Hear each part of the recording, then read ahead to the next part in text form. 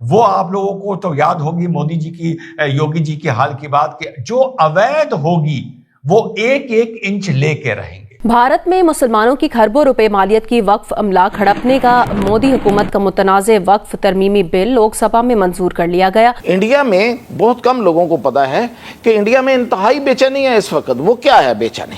भारत के अंदर एक और नया और ऐसा कानून पास कर दिया गया है जिसके तहत मुसलमान अब मुसलमान नहीं रहेंगे, बल्कि या उन्हें मौत को कबूल करना पड़ेगा या फिर वो हिंदू हो जाएंगे। Is there an अखंड Bharat in the making? Waqf bill का मामला निपट गया है, अभी निपटा भी नहीं है। उधर योगी जी ने तो पूरा वो बोलते पहले से ही तैयार किए हुए थे, डंडे में तेल वेल लगाकर। ये भी बताया गया उत्तर प्रदेश सरकार की तरफ से कि 1,24,000 प्रॉपर्टीज जो सुन्नी बोर्ड के पास में है और 7,785 प्रॉपर्टीज जो शिया बोर्ड के पास में है। खबर अभी ये आ रही है कि आदेश जारी कर दिया है और डिस्ट्रिक्ट मजिस्ट्रेट्स को इंस्ट्रक्शंस दे दिए गए हैं कि ऐसी सारी प्रॉपर्टीज को चिन्हित करिए, उन्हें एक समय दीजिए। सुन्नी वक्फ बोर्ड की 1,24,000 प्रॉपर्टीज जो यूपी के अंदर है, जो ओवैसी कहता था कि 1.25 लाख प्रॉपर्टीज है, 1,12,000 के कागज हमारे पास नहीं है। ये वक्फ बिल एक बहुत ही खतरनाक चीज है।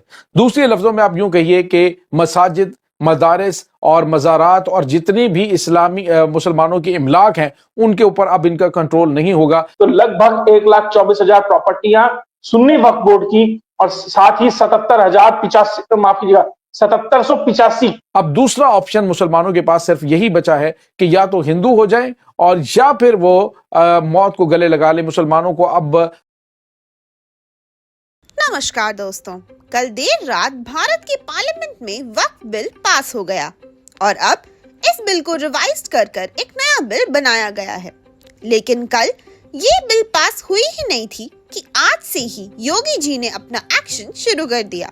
योगी जी ने तकरीबन 1,24,000 से ज्यादा प्रॉपर्टीज जो सुन्नी बोर्ड के पास अनरजिस्टर्ड थी उसके ऊपर एक्शन लेना शुरू कर दिया है, जिसके बाद से पाकिस्तान मीडिया ने अलग प्रोपेगेंडा करना शुरू कर दिया है।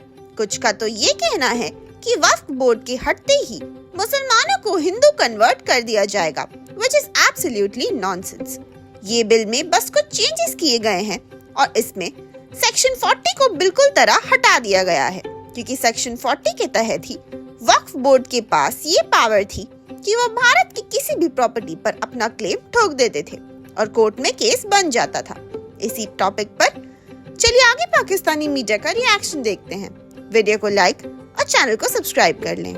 हिंदू और मुसलमान दो अलग कौमें हैं, ये कभी भी अलग साथ नहीं रह सकते। इनकी शनाख्त, इनकी इबादत और इनके तमाम तर जो मामलात हैं वो अलग अलग हैं और ये दो अलग कौमें हैं, लिहाजा ये साथ साथ नहीं रह सकती। उसके बाद नाज़रीन, जब बांग्लादेश अलग हुआ तो उसके बाद आपने देखा कि जिस तरह भारतीय असर रसूख वहाँ पे बढ़ा और उसके बाद जो बंगाली मुसलमान हैं उनको भी शिद्दत से एहसास होने लगा कि हमने एक बड़ी संगीन गलती कर ली है भारत के इस ट्रैप के अंदर आकर।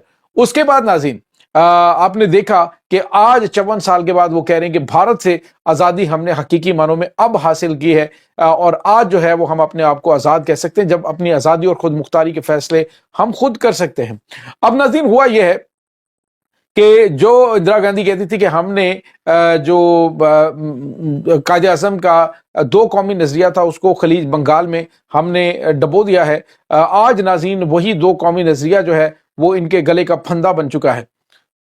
बड़ी और अहम तरीन डेवलपमेंट नाज़रीन ये हुई है कि भारत के अंदर अक़लियतों को दबाने के लिए एक वक्फ बिल जो है वो मंजूर हुआ है। नाज़रीन, ये वक्फ बिल एक बहुत ही खतरनाक चीज़ है। दूसरे लफ्ज़ों में आप यूं कहिए कि मसाजिद, मदारिस और मज़ारात और जितनी भी इस्लामी मुसलमानों की इमलाक हैं उनके ऊपर अब इनका कंट्रोल नहीं होगा, बल्कि इंतहा पसंद हिंदुओं का कंट्रोल होगा। नाज़रीन, इससे बड़ी बेबसी क्या होगी कि ऐसे बिल जो है वो पास किए जा रहे हैं वहाँ पे कि जिससे मुसलमानों का तशख़्ख़ुस जो है उसको ख़त्म किया जा रहा है। नाज़रीन, इस वक्त जो वहाँ पे इनके पास क़यादत है वो बिल्कुल भी, दूसरे लफ्ज़ों में आप कहिए कि मुकम्मल तौर पर हिंदुओं की ग़ुलाम हो चुकी है। ना इनके पास इस वक्त वहाँ पे लीडरशिप है और ना इनके पास कोई ऐसी वहाँ पे शख्सियात हैं जो कि इस पूरे मामले को लेकर आगे बढ़ेंगी। और वो मुसलमान जिन्होंने भारत में रहने का, यानी हिंदुस्तान के अंदर रहने का फैसला किया था, हालांकि आप देखिए मुसलमानों की बहुत बड़ी तादाद वहाँ पे मौजूद है, लेकिन इंतहा पसंद हिंदुओं की जानिब से ऐसे कवानीन पास किए गए हैं कि जिसके तहत अब नाज़रीन आने वाले अरसे के दौरान अब ये जो वक्फ बिल पास हुआ है इसके तहत तो ये होगा कि जितने भी मज़ारात हैं, जितनी भी मुसलमानों की जो प्रॉपर्टीज़ हैं उनके ऊपर ख़ास तौर पे जो इस्लामिक पॉइंट ऑफ व्यू से मसाजिद हैं, मदारस हैं और उसके बाद दरगाहें हैं और उसके बाद नाज़रीन जितने भी मज़ारात हैं और जितनी भी ये इमलाक हैं ये अब इनके कंट्रोल में नहीं बल्कि ये भारत की इंतहा पसंद हिंदुओं के कंट्रोल में होंगे। और नाज़रीन इसके साथ ही जो बड़ी और अहम तरीन चीज़ हो रही है वो ये है कि भारत के अंदर अब मुसलमान जो हैं वो ना तो यानी जो उनके बुनियादी इस्लाम के उसूल हैं या इस्लामी कवानीन हैं उनको भी ख़त्म किया जा रहा है। हिंदुस्तान के अंदर ना तो मुसलमान ख़वातीन को तलाक दे सकेंगे, यानी उनको हिंदुओं के रस्म व रवाज के मुताबिक ही चलना पड़ेगा, ना वो वहाँ पर जो है वो इस्लाम के मुताबिक वरासत की मुंतकिली कर सकेंगे, यानी वरासत की जो तकसीम है वो इस्लाम के मुताबिक नहीं होगी, ना वहाँ पे नाज़रीन ये मुसलमानों के मुताबिक जो है वो इस्लाम के मुताबिक 4 शादियां कर सकेंगे, यानी दूसरी शादी भी नहीं कर सकेंगे, बिल्कुल हिंदुओं के रस्मों रवाज के अकॉर्डिंग इनको चलना पड़ेगा।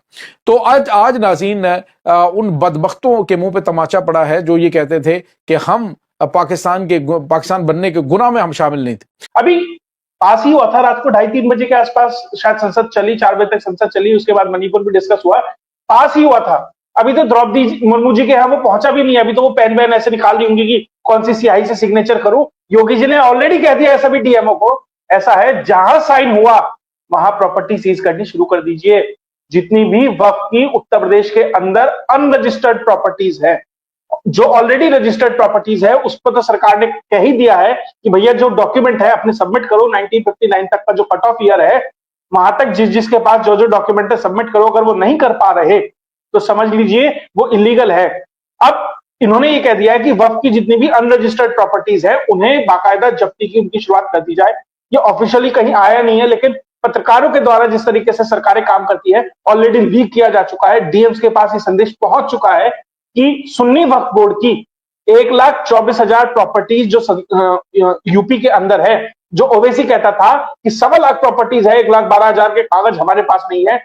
योगी आदित्यनाथ ने साफ साफ कह दिया है अगर आपके पास वक्फ नहीं है, वो सरकारी तौर पर रजिस्टर्ड नहीं है, डिजिटली आप उसे सबमिट नहीं करा सकते हैं, तो लगभग 1,24,000 प्रॉपर्टियां सुन्नी वक्फ बोर्ड की और साथ ही 7785 7785 इतनी प्रॉपर्टीज शिया वक्फ बोर्ड की उत्तर प्रदेश के अंदर जब्ती के आदेश को दे दिए गए हैं। उन्हें साफ कह दिया गया है भैया इनसे कागज मांगो, कागज नहीं दे सकते तो इन्हें सरकारी प्रॉपर्टी घोषित कर इनकी जब्ती का आदेश है, क्योंकि अब सेक्शन 40 उत्तर प्रदेश में या कहे पूरे देश के अंदर वक्फ बिल का लागू नहीं होता। वक्फ बाय यूजर खत्म हो गया है, अब आपको वक्फनामा दिखाना पड़ेगा। इसलिए ये दिक्कत अब इन लोगों के सामने आने वाली है।